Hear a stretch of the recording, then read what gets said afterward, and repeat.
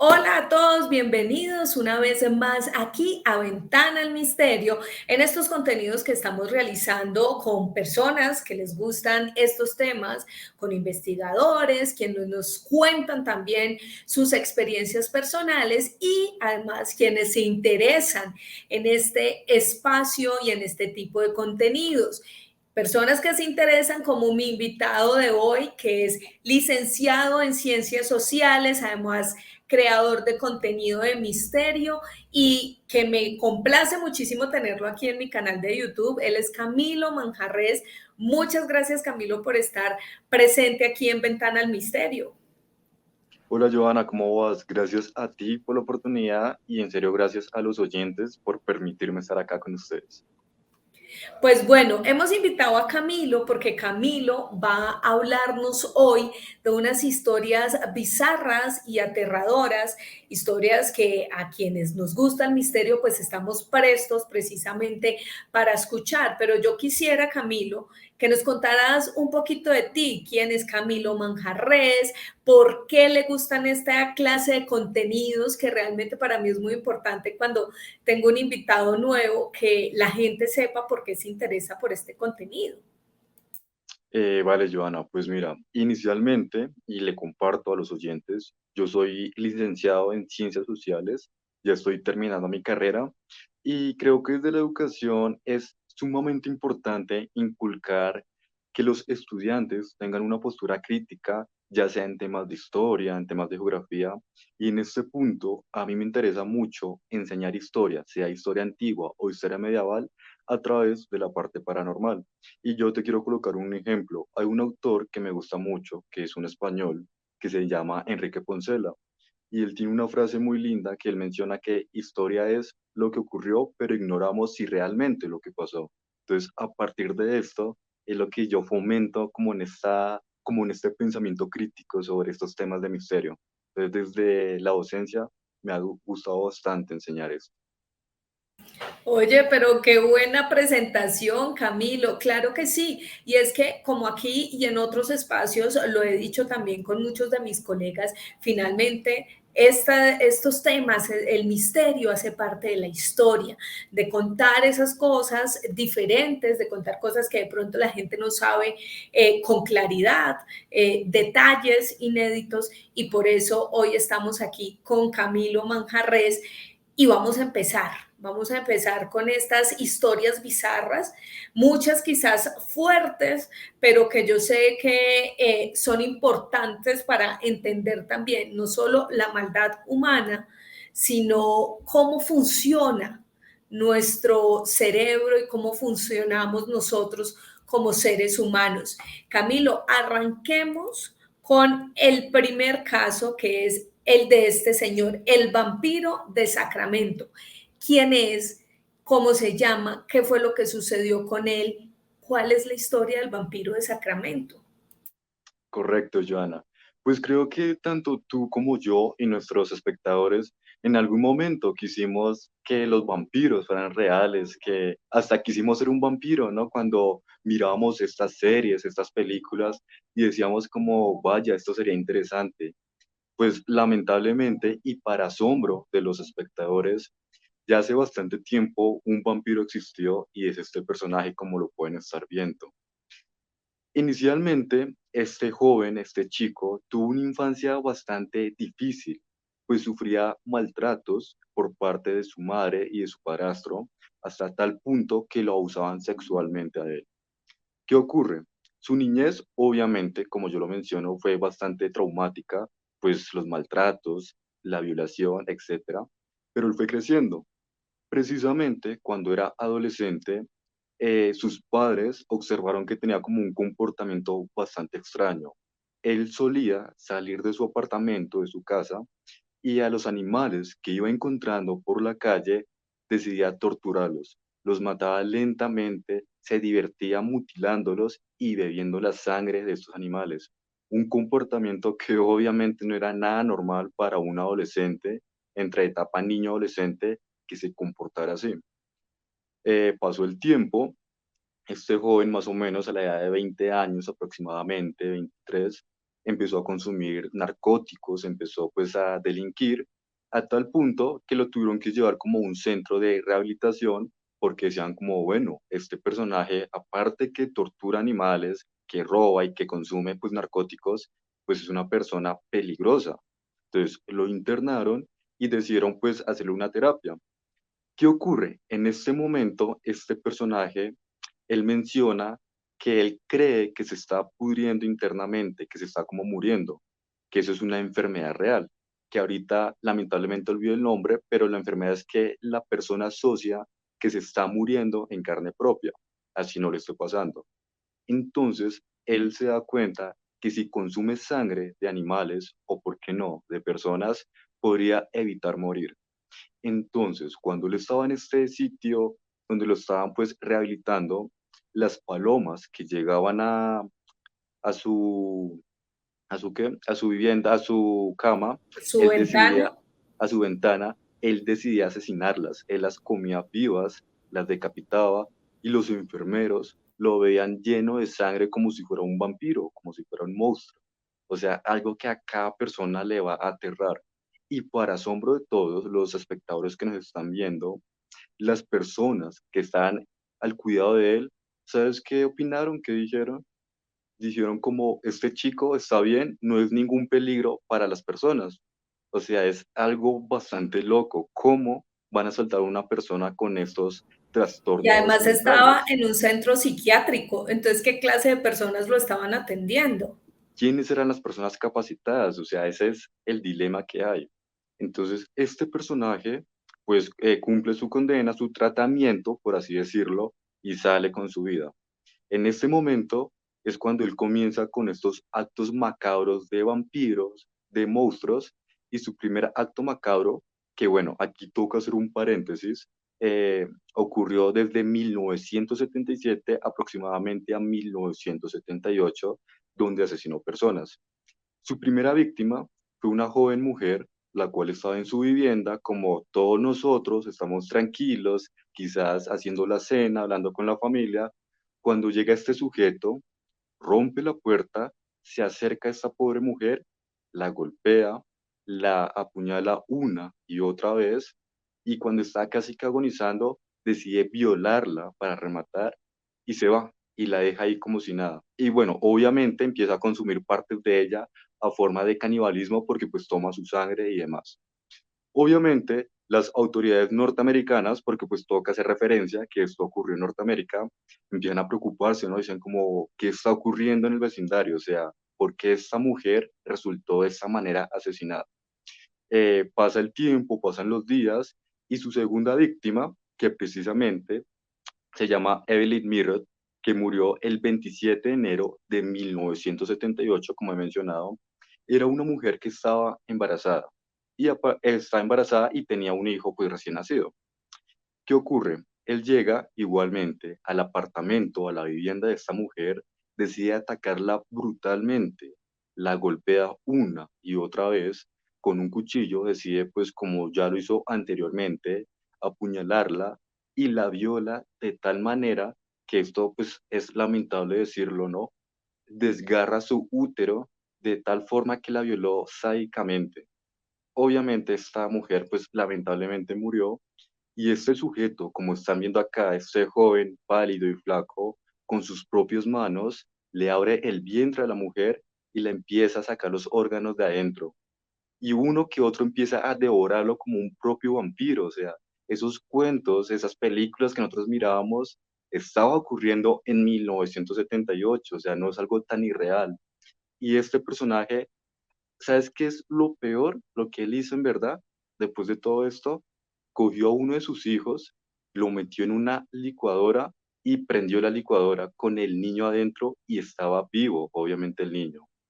Y como una broma ridícula, una broma sádica, coge al niño en este vaso de la licuadora y empieza a tomar su sangre como si fuera un jugo, o sea, un personaje bastante desquiciado. Él pues se vuela, pasa el tiempo, la policía lo captura, obviamente, deciden mirar qué era lo que estaba pasando, le hicieron unos exámenes psiquiátricos, se dieron cuenta que él tenía esquizofrenia, que tenía otros problemas, Pero al final los jueces dijeron que no, que él tenía que cumplir su condena. Es más, detectaron que tenía, y lo leo textualmente, una esquizofrenia paranoide. Pero esto no fue justificación y pagó su condena.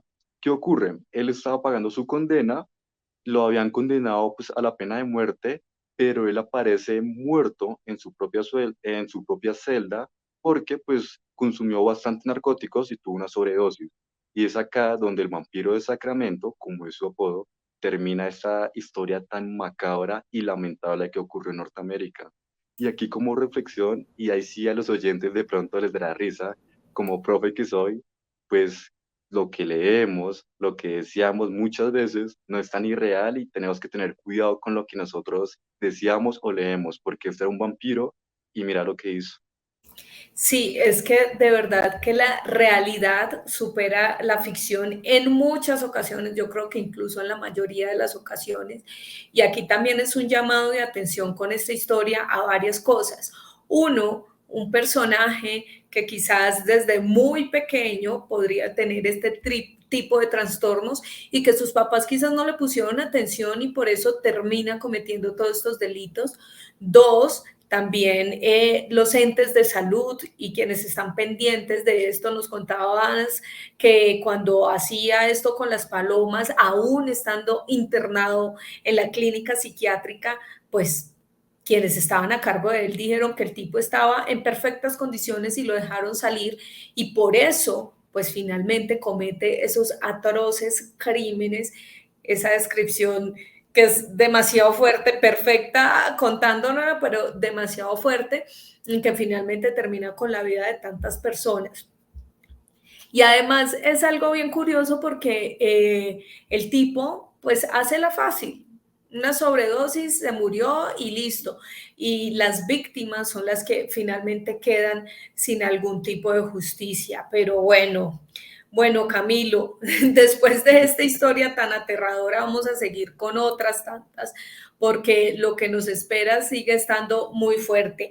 Seguimos con esta historia, la de Tim McLean. Esta vez nos vamos hasta Canadá. ¿Quién es este personaje y qué es lo que sucede con él? Bueno, mi querida Joana, esta historia me pareció bastante peculiar porque a cualquiera de nosotros nos puede pasar estando aquí en Bogotá, en Cali, o las personas que te vean desde otros países. ¿Y por qué es?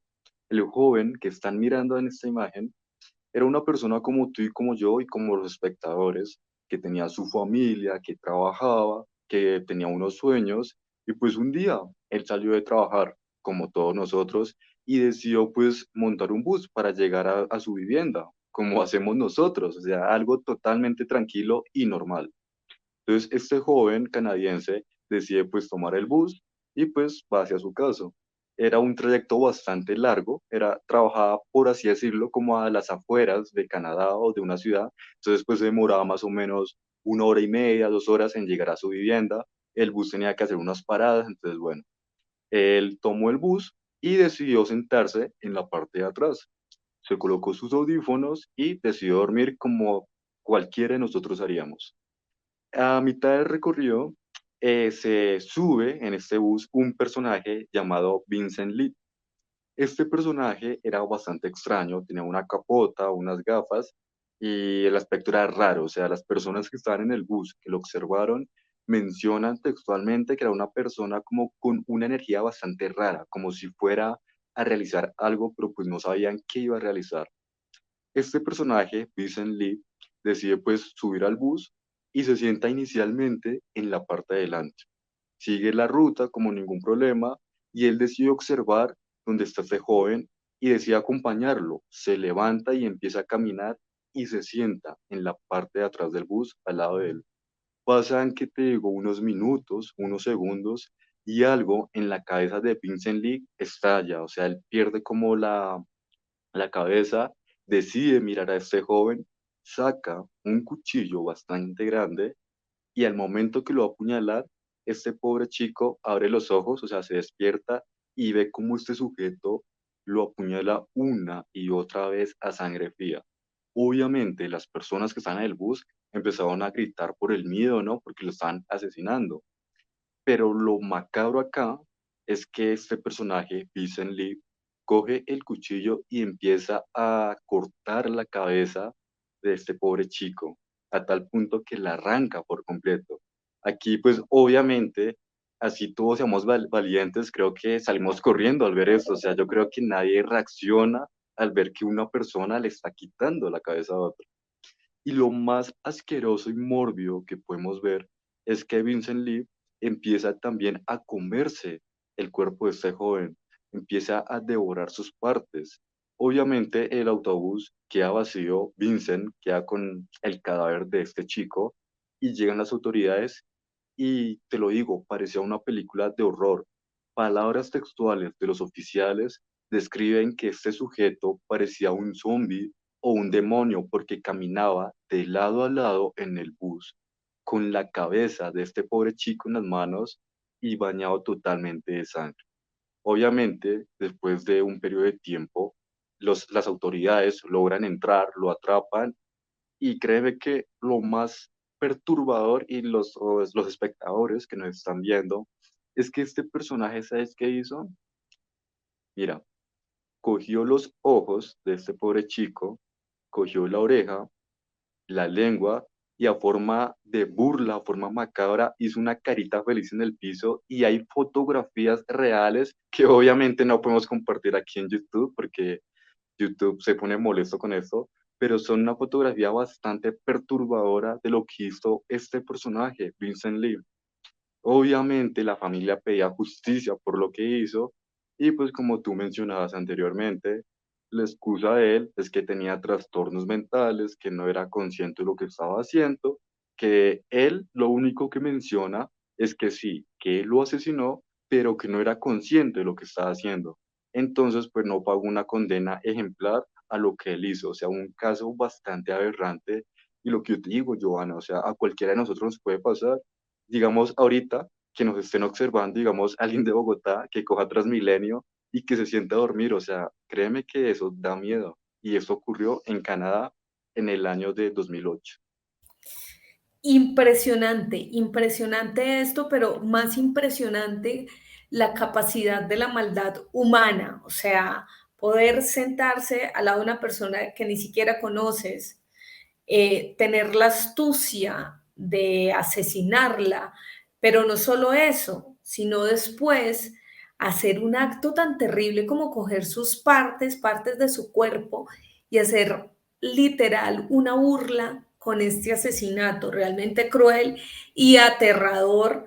Y creo que estas historias definitivamente superan, parece que fueran mentira, pero son casos reales registrados e investigados por la policía, que además, pues, estamos viendo que no hacen tampoco muy bien su trabajo con todas estas condenas tan poco ejemplares que dan.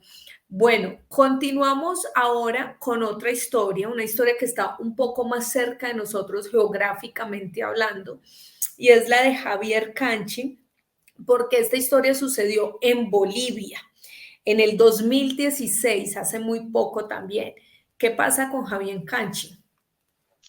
Claro, Joana. Antes de seguir con este caso, yo te quería hacer una pregunta a ti y a los oyentes, si nos pueden dejar en los comentarios.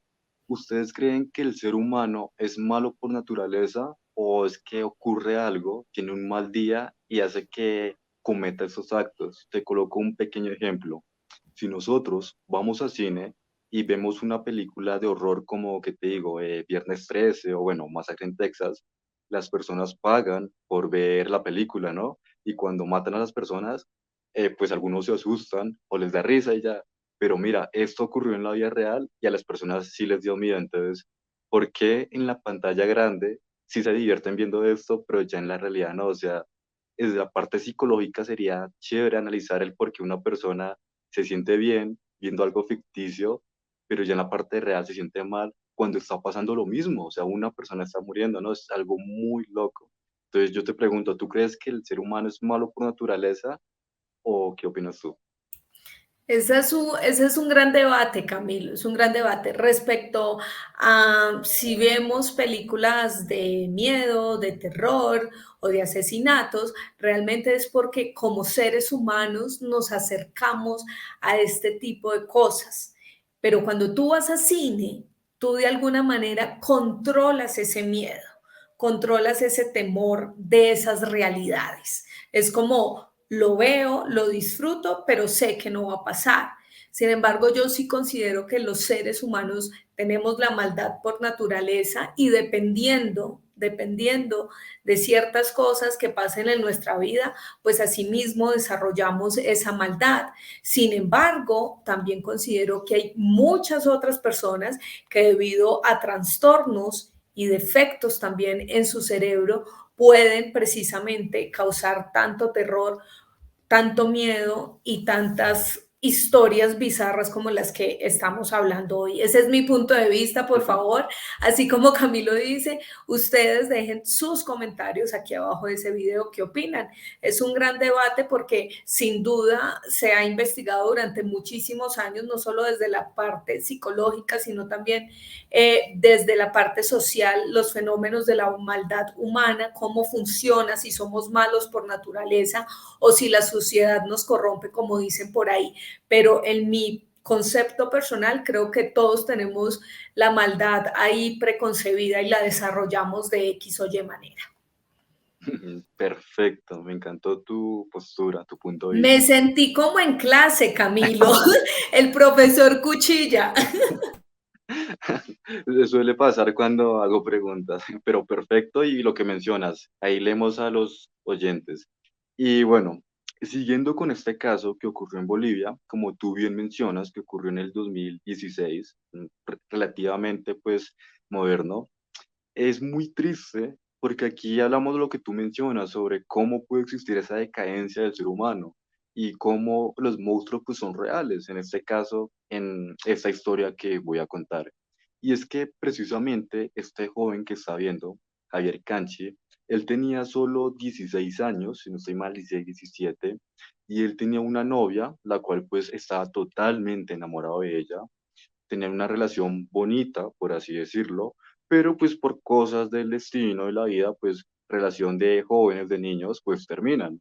Así que Javier termina con su novia que se llamaba Delia, que tenía 15 años, su novia, y nada, él piensa que la relación terminó, pero pueden quedar como amigos, como todos nosotros cuando somos niños, ¿no? Esos amores de niñez. ¿Qué ocurre? Un día Delia llama a Javier y le dice como, quiero que nos veamos, ¿será que puedes venir a tal sitio?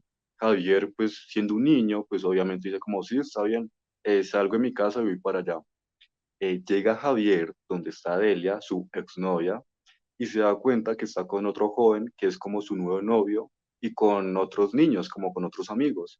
Él pues no le ve ningún problema, la saluda, le dice como que lo que quiere, o sea, porque se quieren ver. ¿Qué ocurre? Estos jóvenes cogen a Javier, que ahí lo están viendo, lo cogen de los brazos y de las piernas, primero lo golpean un poco y después lo obligan a beber gasolina, así como me están escuchando los espectadores. Lo obligan a beber gasolina en contra de su voluntad y después le riegan gasolina por todo su cuerpo. Él pensaba que simplemente era una burla, que lo estaban humillando y nada más. Pero ¿qué ocurre? El nuevo novio de Delia y hasta la propia Delia, que era su exnovia, deciden prenderlo en fuego y quemarlo vivo por diversión, porque simplemente terminaron y porque ya no eran novios.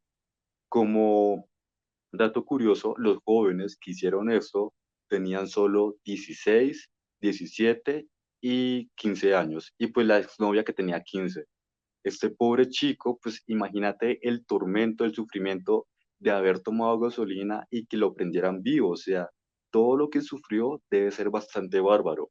Y en este punto, yo sé que los oyentes nos dirán, bueno, un caso bastante triste, pero pues él murió, o sea, no sufrió, pero tengo que decirles que sí sufrió, porque estos chicos lo dejaron ahí, las personas salieron, ayudaron a Javier y él logró estar vivo durante unos minutos, creo que duró vivo hasta lo transportaron al hospital y seguía consciente, pero estaba sufriendo porque su cuerpo estaba totalmente incinerado y hay unas grabaciones muy tristes y son bastante fuertes de escucharlas, donde Javier, con sus propias palabras, dicen que por favor que lo ayuden o que lo maten porque es que está sufriendo, o sea, le duele su cuerpo, le duele su garganta, y pues las personas en esta ciudad y en Bolivia le dieron pues agua, le dieron los primeros auxilios, pero estaba sufriendo porque fue como una antorcha humana. ¿Qué es lo más triste de este caso? Obviamente las autoridades atrapan a su exnovia, Delia, que fue la que dio la orden de hacerle esto a su novio, atrapan a los niños que le hicieron esto y le dan una condena de 7 años inicialmente, o sea, una condena absurda después de este crimen tan horrible que le hicieron a Javier. Imagínate, o sea, tomó gasolina y le prendieron fuego. Y unos niños, o sea, aquí es cuando nosotros decimos qué está ocurriendo, porque unos niños de 15 años, máximo 17, asesinan a otro y le prenden fuego, o sea, ¿qué está pasando? Ahí yo te pregunto y te devuelvo la pregunta mejor. ¿Tú crees que la maldad viene con los seres humanos o la vamos desarrollando? Opino yo que sí, como tú mencionabas, el ser humano, sea hombre o mujer, por naturaleza es malo, pero hay una acción, hay un momento en la vida que hace que cometa estos actos. E igualmente, como tú mencionabas, también hay personas con ciertos trastornos que ya sea que se desarrollan más rápido estas atrocidades o de pronto se retrase más. Pero sí opino que el ser humano por naturaleza sí es bastante malo. Y en este Además, caso lo imagínate. comprobamos con estos niños, que son Exacto, niños. exactamente. Imagínate, unos niños a los cuales se le ocurre planear que el chico, que la novia, que la exnovia lo cite, que además él coincida en ir a ese lugar y planear todo El es de comprar la verdad gasolina, todo, o increíble. sea. Y yo le pregunto a nuestros espectadores, ¿qué hacían ustedes cuando tenían 15 años, 14 años? Yo personalmente jugaba con mis amigos a las escondidas. Estos niños quemaron vivo a otros, o sea, imagínate lo que pasa hoy en día. Sí, un caso realmente terrible, sobre todo pensando en la edad que tenían estas personas que realizaron semejante atrocidad. Pues yo estoy aterradísima, o sea, cada caso del que hablamos hoy es aún peor. O sea, vamos como si fuéramos en un nivel de maldad realmente Pe- incontrolable. Y sabes qué lo triste y a la vez como necesario de decir que en mi caso, como profesor de sociales y de historia, en este caso sí, estamos hablando de temas que son bizarros, que pueden ser quizás para algunas personas muy fuertes de procesar, pero queramos o no queramos, son necesarios de contarlos y se pueden aplicar desde las ciencias sociales. En este caso estamos hablando sobre Bolivia, entonces podríamos analizar el contexto de qué ocurre en Bolivia, qué ocurre en esta región, si es que los jóvenes son propensos a cometer estos actos. Entonces son muchos aspectos desde las ciencias sociales que se pueden abarcar con estos temas. Obviamente son crudos, son fuertes, pero son necesarios contarlos para que no se vuelvan a repetir y para aprender de los errores en este caso. Sí, yo creo que esa es la mayor reflexión de este contenido y es que hay que contar las historias tal cual como son para que nos evaluemos, reflexionemos y quizás pensemos antes de actuar. Como dicen por ahí, respirar y contar uno, dos, tres antes de reaccionar.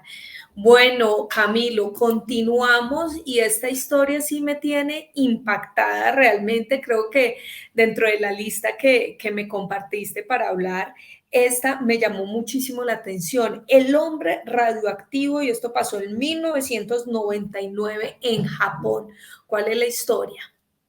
Bien, como soy profe y me gusta poner mucho en contexto a mis estudiantes y en este caso a nuestros oyentes, yo les quiero preguntar y te pregunto a ti. ¿En algún momento te gustaban los cómics, ya sea DC Comics, Marvel Comics? ¿Has visto alguna película? ¿Conoces por encima algo o cero? Los de Marvel sí, las películas, pero cómics como tal, la verdad no Pero, consumo ese tipo de contenido. ok, entonces, para ti y para los oyentes, en Marvel Comics hay un personaje que se llama el Hombre Increíble o Hulk, que es ese hombre Sí. verde, que en la historia de él era un científico que trabajaba en una empresa, en una planta, y él tuvo un accidente de rayos gamma y se convierte en esta criatura que todos conocemos como el hombre increíble. Como lo he mencionado, creo que tanto tú como los espectadores y yo, cuando fuimos niños y ahorita de adultos que todavía nos gustan los cómics, decimos como, qué chévere esta historia, qué genial que yo fuera el hombre increíble, qué genial que yo fuera Spider-Man, que me pica una araña radioactiva y me da poderes. Pues en este caso, este joven que están viendo acá, le ocurrió algo parecido al hombre increíble. Y es que muy bien, como tú mencionabas, el 30 de septiembre de 1999, él estaba en una planta, la cual se encargaba pues de procesar temas de nucleares y él era un trabajador que no tenía mucha experiencia. Precisamente, y leo textualmente, él se encargaba de un lote de combustible nuclear agregando una solución de uranio. Pero, ¿qué ocurre? Para esto tienen que tener una experiencia mínima para manejar pues, estos temas de químicos. Este joven que está viendo no tenía la experiencia suficiente y depositó una cantidad errónea. ¿Qué ocurrió? Al depositar esta cantidad errónea, hizo que hiciera una explosión nuclear, por así llamarlo, que fue 3 veces más fuerte que lo que ocurrió en Nagasaki y Hiroshima. O sea, una sola persona recibió toda esa cantidad de radiación de la bomba de Nagasaki e Hiroshima. Obviamente, este joven, Isashi, se quemó el 100% de su cuerpo, tanto externa como internamente. Eso no es lo más perturbador. Yo creo que todos pensaríamos que sí, que lamentablemente tuvo el accidente, se quemó al 100% y murió, pero no fue así. El gobierno de Japón decidió experimentar con él para mirar el cuerpo humano cuánto puede aguantar con radiación, cuánto es el punto máximo antes de morir. Entonces, ¿qué hicieron con él? Empezaron a tratarlo lentamente porque en realidad no lo estaban curando, sino simplemente sacando exámenes y su cuerpo se estaba pudriendo en vida. O sea, los médicos, las enfermeras o enfermeros, cuando se acercaban a él y le tomaban de la mano para los signos vitales o el brazo, ¿sabes qué ocurría, Joana? Literal, la piel se caía, o sea, se estaba cayendo a pedazos este pobre chico, se estaba pues derritiendo, por así decirlo. ¿Qué es lo más perturbador? En el día 59 sufrió 3 infartos en menos de 40 minutos, lo que provocó que estuviera como un estado vegetal. Aparte de esto, constantemente sus ojos sangraban, su nariz, sus orejas, tenía sangrados, tenía convulsiones, o sea, estaba sufriendo y los encargados de su cuidado no querían que muriera, sino simplemente lo obligaban a seguir con vida. Él murió el 21 de diciembre de 1999. Del 30 de septiembre a diciembre son más o menos como un mes y medio, si no estoy mal. Entonces, imagínense todo lo que sufrió este chico y como lo están viendo, es él, esa es la foto original y está documentado día tras día o semana tras semana cómo su cara y su cuerpo se fue descomponiendo. Y hay una fotografía que, vuelvo le digo, no la podemos compartir por lo fuerte que es, donde se ve el cuerpo de él literal podrido totalmente, o sea, lleno de sangre, o sea, una cosa bastante lamentable, muy loco. ¿Qué es lo peor que ocurre? Que el gobierno japonés, Peor, no. No me puedo imaginar algo peor que esto. el gobierno japonés y la empresa ocultaron durante muchos años esto y quedó como un crimen de lesa humanidad y hasta hoy en día es como un crimen de lesa humanidad. La trágica historia de Isachi Uchui en 1999. Terrible, terrible, terrible, y vuelvo a lo mismo y no me voy a cansar de decirlo, los seres humanos tenemos la maldad a flor de piel. Entender la maldad es uno de los grandes misterios que vamos a tener por el resto de la humanidad. Y con esa historia también me haces recordar, por ejemplo, las pruebas nucleares que realizó Estados Unidos en el atolón Bikini, específicamente también con la operación Crossroads. Incluso Correcto. en ese canal de YouTube hay un video en el que hablo de el famoso domo de Runit o el ataúd nuclear, en el que les cuento un poco sobre esa operación Crossroads, donde experimentaron con algunos animales precisamente para ver los efectos que la radiación tenía pues en esos cuerpos, ¿no? Y todas las personas que quedaron después, las personas, los habitantes de este atolón, con toda esta cantidad de problemas, de enfermedades, que poco a poco también fueron experimentando. Incluso hay cintas que se desclasificaron hace muy poco en las que los veteranos de guerra y quienes estuvieron en estos experimentos piloteando las naves, pues explican cómo después de tantas generaciones de su familia, muchos salían con defectos físicos y también que nunca recibieron un apoyo de parte del gobierno de Estados Unidos cuando estuvieron allí presentes haciendo este tipo de experimentos. Pero realmente imagínense esto, el tipo sufriendo con la situación que le pasó, pero se le ocurren a otros genios investigar los efectos que esto conllevaba en su cuerpo y el sufrimiento es aún peor. ¿Dónde está también la capacidad que tenemos como seres humanos de ser un poco empáticos con los otros, ¿no? La ética, Realmente ¿no? cruel. La ética, sí, lo que tú mencionas, Ujú. y así ya para terminar corticamente, es muy parecido a lo que ocurrió en Kazajistán en los años 50, donde también se realizaban pruebas nucleares en la población de Semipalatinsk y durante mucho tiempo estuvo censurado. Y es más, hasta hace muy poco uno que otro periodista conoce la noticia porque casi nadie conocía que en los años de 1950 se realizaron explosiones en esta región de Kazajistán y como tú mencionas, las personas también desarrollaban tumores y malformaciones genéticas. Oye, Y la Camilo, pues aprovechando esto deberíamos hacer, te comprometo aquí, para hacer un video sobre experimentos en humanos relacionado precisamente con toda esta locura de la bomba atómica. Claro que sí, perfecto, Ujú. con gusto. Bueno, y ya pasando a esta historia tan aterradora, pues quiero que nos enfoquemos en esta joven que pues aparentemente era una joven muy normal hasta sus 14 años, cuando empezó a desarrollar algunos problemas psicológicos.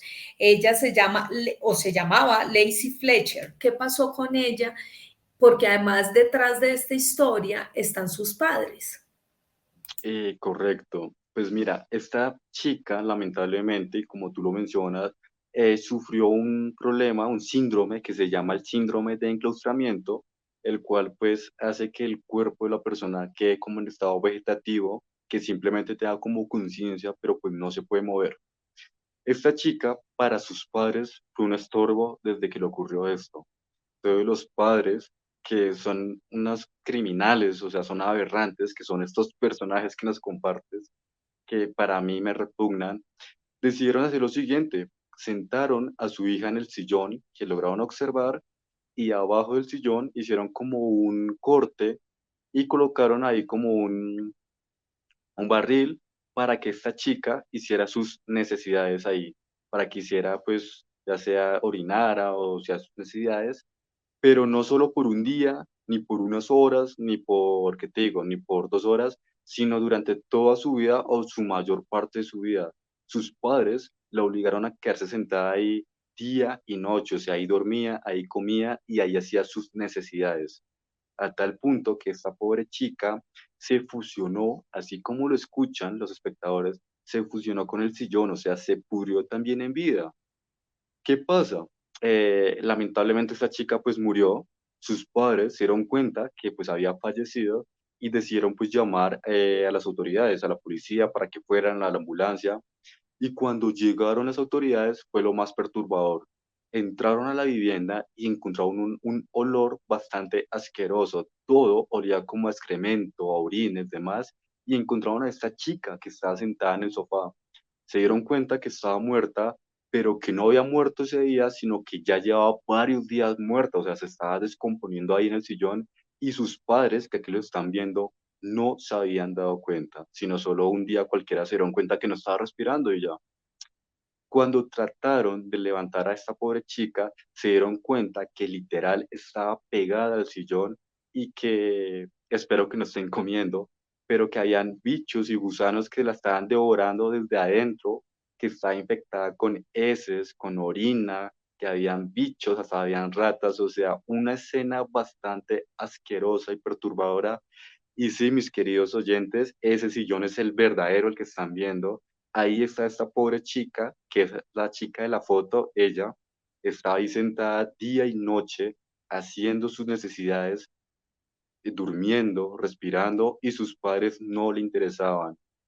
Y esto es relativamente actual porque se descubrió que esta chica también sufrió del COVID-19 en este sillón, o sea, tuvo COVID, murió acá, se estaba pudriendo en vía, los gusanos lo estaban devorando y sus padres no le interesaban ella. Esto ocurrió en Norteamérica, precisamente en Luisiana. Sí, es un caso muy reciente, es del 2022 y uno pensaría también que estas historias de las cuales estamos hablando hoy parecen o sacadas del libro o de años atrás cuando el raciocinio no era tan evolucionado como creemos ser ahora, pero esta historia realmente es cruel. ¿Se sabe exactamente cuánto tiempo duró ella ahí en ese sillón? Aproximadamente lo que han dicho los encargados de la investigación, los expertos, es que desde que sufrió esta parálisis quedó ahí sentada. Entonces te puedo colocar un ejemplo. Que haya sufrido este síndrome hace un mes, la sentaron ahí de 2 meses en adelante, o sea, pudo estar durante mucho tiempo ahí sentada, o sea, un caso bastante aberrante. Pues las investigaciones no han podido determinar exactamente cuánto fue el tiempo que estuve sentada por el tema de los gusanos, por el tema de las heces y demás. Tienen como una aproximación, pero no hay como tal un dato exacto sobre cuánto duró ahí. Claro, un cuerpo descompuesto totalmente, al cual no se le puede hacer ninguna prueba, ningún tipo de dictamen. ¿Y qué pasó con los papás? Pues imagínate que según los jueces que llevaron este caso, decían que no eran culpables de cierta manera de homicidio, sino de negligencia por dejarla ahí, porque, o sea, lo que querían, digamos, el jurado o el abogado que los estaba atacando a ellos, eran que fueran condenados por homicidio, por, ¿qué te digo?, por lastimar a su hija y demás, pero simplemente los jueces decían que no, o sea, que fue como negligencia de ellos, pero que no era para tanto, literal, eran las palabras de ellos, que no eran como para tanto porque pues fue un descuido, era lo que estaban diciendo, que era un descuido de ellos, No, mientras que pedían que era que fuera una condena ejemplar, que era homicidio, que ellos lo pensaron, que fue premeditado, porque o sea, una persona que no se mueve, que la dejan sentada ahí, que haga sus necesidades, o sea, obviamente va a enfermar, va a morir, o sea, ellos todo lo planearon a sangre fría, entonces es terrible y como lo pueden ver, son sus padres, o sea, aquí es cuando lo que veníamos hablando, o sea, imagínate, hasta los padres de uno pueden ser unos posibles monstruos, mira en este caso, una pobre chica que estaba paralizada, mira todo lo que le ocurrió, y lo que es más así fuerte es. para mí es que ella era consciente de lo que estaba pasando, imagínate uno sin poder moverse y ver cómo los gusanos lo estén comiendo a uno, sin poder hablar, sin poder gritar. O sea, es triste, es decadente. Realmente aterrador. Aterrador, aterrador. Camilo, teníamos otra historia, pero ya se nos está agotando el tiempo y yo sí quisiera que tú nos contaras cuál es tu opinión y tu conclusión de estos casos que vimos hoy y de la lista interminable que me enviaste en cuanto a todo lo que hemos debatido en este video.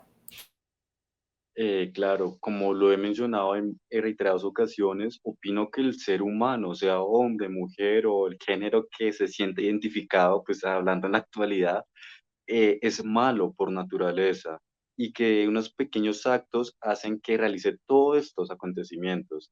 ¿Y qué pasa? Ya como estamos terminando y quizás para una segunda parte, yo les dejo aquí a los oyentes y a ti, en Norteamérica, en 1965, todo un vecindario decidió torturar a una niña por diversión. O sea, la violaron, prácticamente la descuartizaron, la torturaron, le echaron agua caliente, agua fría, bueno, o sea, imagínate para que todo un vecindario se preste para esto.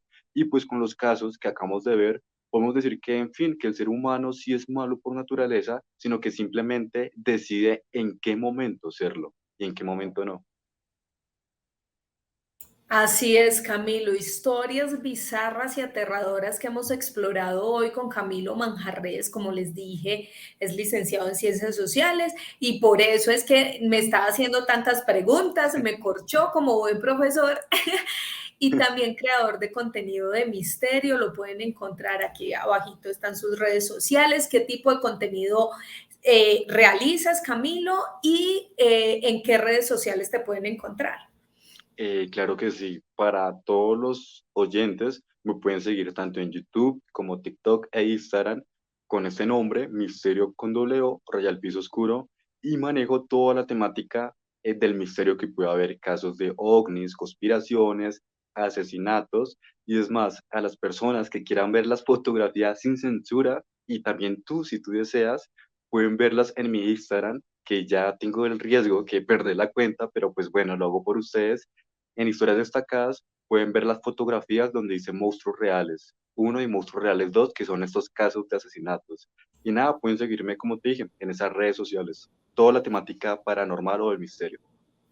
Bueno, Camilo, pues aquí te tendremos quizás muy seguido con una segunda parte sobre estas historias bizarras y como ya dije, hablando de todos esos experimentos relacionados con el tema de la radiación, las bombas atómicas, etcétera. Muchas, muchas gracias por estar aquí presente en Ventana al Misterio. Gracias a ti, gracias a los oyentes y les mando un cálido abrazo. Bueno, ustedes ya saben, si les gusta este tipo de contenido, pues suscríbase a este canal, además dele dedito arriba a este video si les llamó la atención. Si quiere una segunda parte con Camilo Manjarres, pues dejen sus comentarios o qué tipo de temas quieren que evaluemos y a quién quieren que invitemos acá. Aquí he tenido varias personas que ustedes me han pedido, pero pues es importante para mí también estar atenta a sus comentarios. Por hoy cerramos esta ventana al misterio.